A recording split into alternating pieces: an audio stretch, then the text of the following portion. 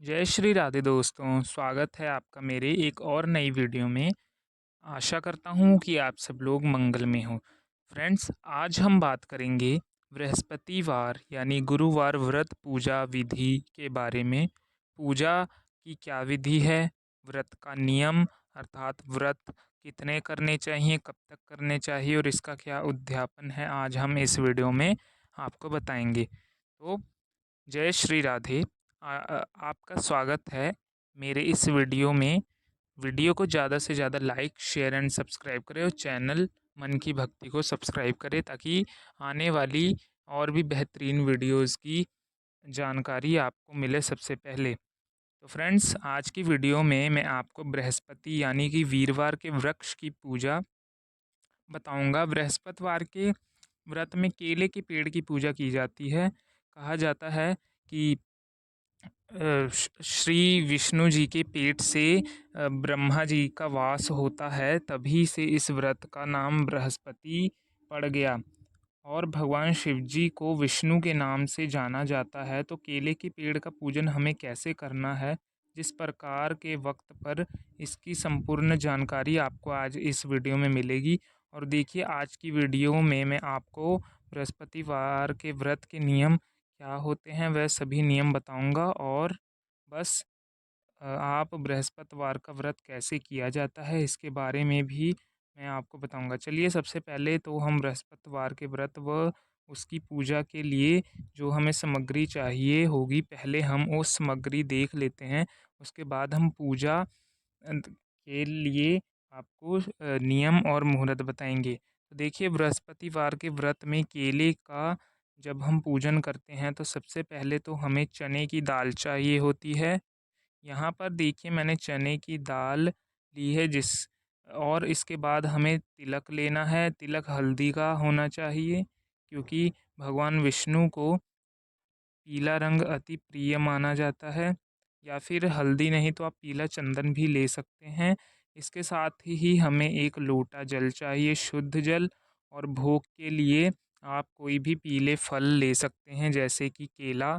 परंतु याद रखिए, आप जो भी फल ले रहे हैं उनमें केला ज़रूर लें।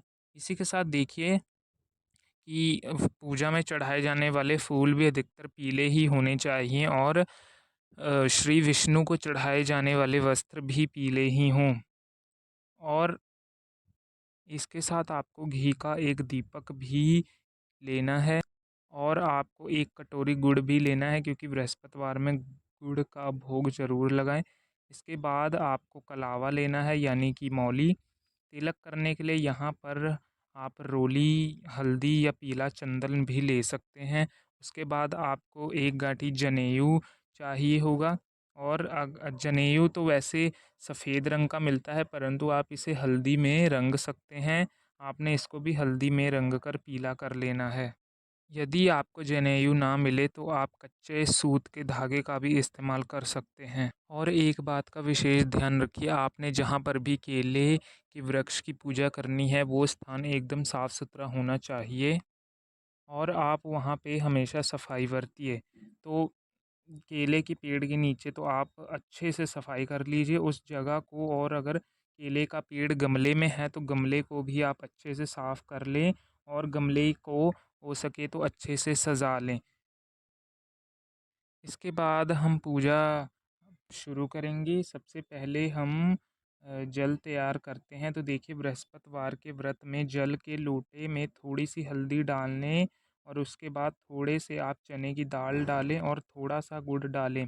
देखिए, गुड़ और चने की दाल डालें। इसके बाद सबसे पहले हम जल सीखेंगे। तो यहाँ पर हम केले के पेड़ को जल सींच देंगे। उसके बाद देखिए, हम हल्दी में स्वास्तिक बना लेंगे। स्वास्थ्य के रूप में हमें गणेश जी का पूजन यहाँ पर करेंगे, तो आप स्वास्थ्य ज़रूर बना लें।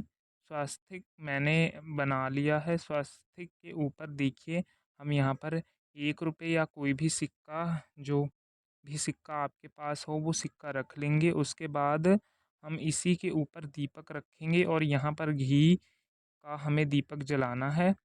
बृहस्पतिवार वार के व्रत में पीले रंग का बहुत महत्व है। तो आप जब तिलक करें तो हल्दी से तिलक ज़रूर करें या फिर पीली चंदन से। हल्दी से तिलक कर देंगे, उसके बाद हम रोली से तिलक करेंगे।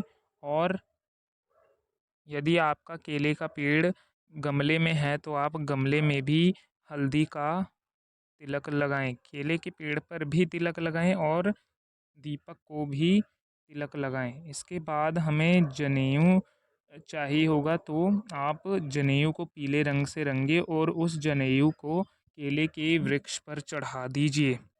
पीले रंग का जनेऊ नहीं भी होए तो सफ़ेद कच्चा सूत है, उसे हल्दी में रंग लीजिए।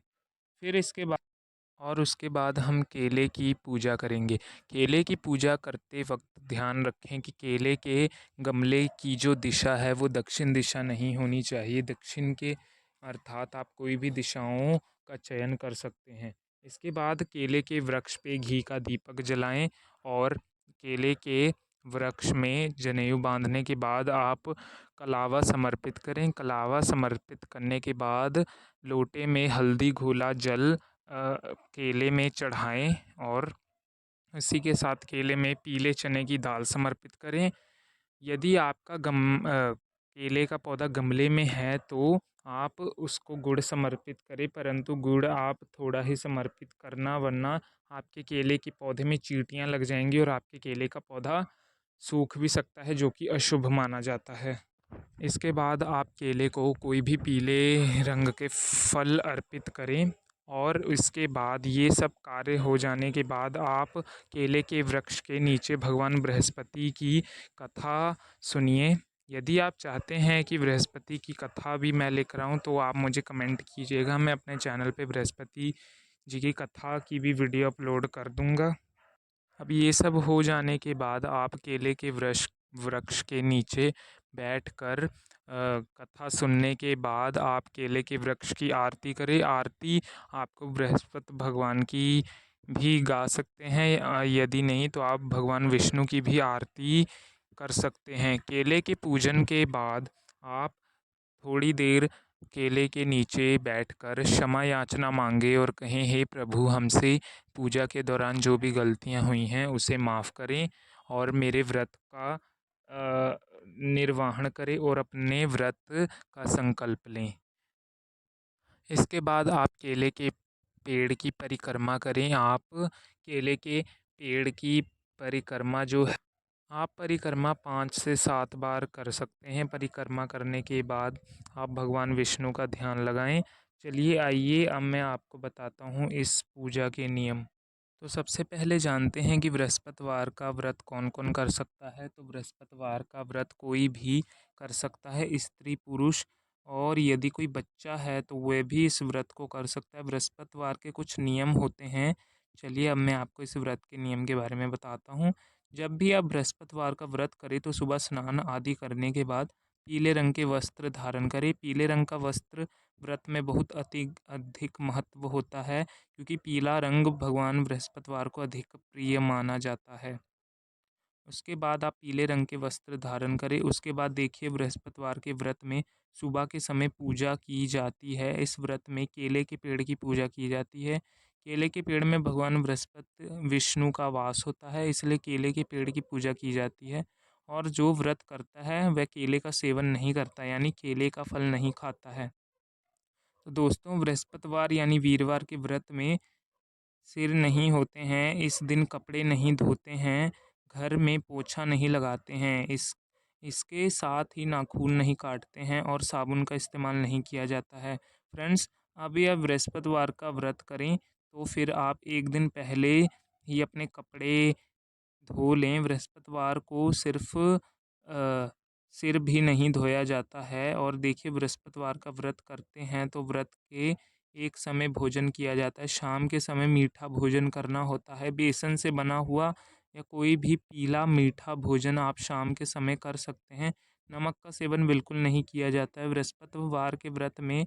देखिए, अगर आप बाहर पूजा कि आप मंदिर में पूजा करके आए हैं, कहीं और केले का पेड़ है वहाँ पर आपने पूजा की है, तो फिर आप जो भी वह प्रशिक्षण आएंगे वहीं छोड़कर आ जाएंगे।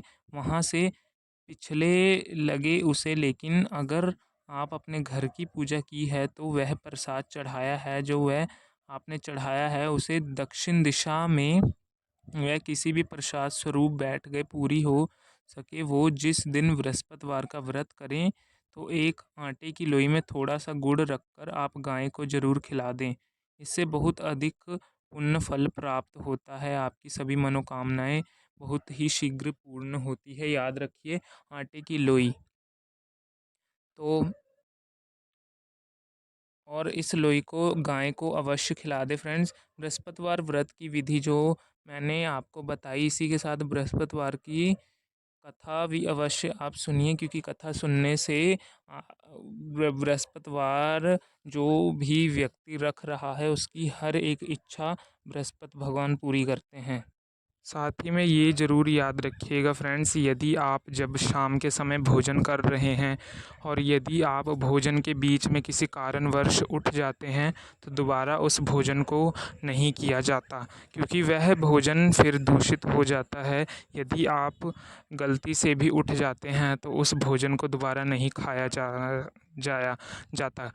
भले ही आपने एक भी टुकड़ा ना खाया हो, परंतु फिर आप उसे दोबारा ग्रहण नहीं कर सकते। तो आशा करता हूँ आपको व्रत विधि नियम का पता लगा। एक बात और, यदि आपकी कोई मनोकामना है जो पूर्ण नहीं हो रही, आप लाख कोशिशें कर रहे हैं, तो आप जिस दिन से व्रत शुरू कर रहे हैं उस दिन से लेके 16 वीरवार का व्रत रखें। 16 वीरवार का व्रत, 16वें दिन आप इसका उद्यापन करें। पंडित से पूजा करवा कर आप इसका उद्यापन करवा सकते हैं। और आप 16वें सोमवार के बाद देखेंगे कि आपने जो भी मनोकामनाएं मांगी थी वो शीघ्र ही पूर्ण होंगी। और मेरी इन छोटी छोटी बातों का ध्यान रखिए। और फ्रेंड्स, आप प्लीज़ कमेंट बॉक्स में जय श्री हरि विष्णु लिखें, क्योंकि मैंने बहुत सारी वीडियोस डाली हैं और मैंने देखा है कि आपको मेरी वीडियोस आपको बहुत ही ज़्यादा अच्छी लग रही हैं, परंतु कोई कमेंट नहीं कर रहा है। फिर मुझे कैसे पता लगेगा कि मेरी जो वीडियोस हैं वो आपको अत्यंत प्रिय लग रही हैं। तो कमेंट में जय श्री हरि विष्णु ज़रूर लिखें और आने वाली वीडियो के लिए चैनल को सब्सक्राइब ज़रूर करें। जय श्री हरि विष्णु।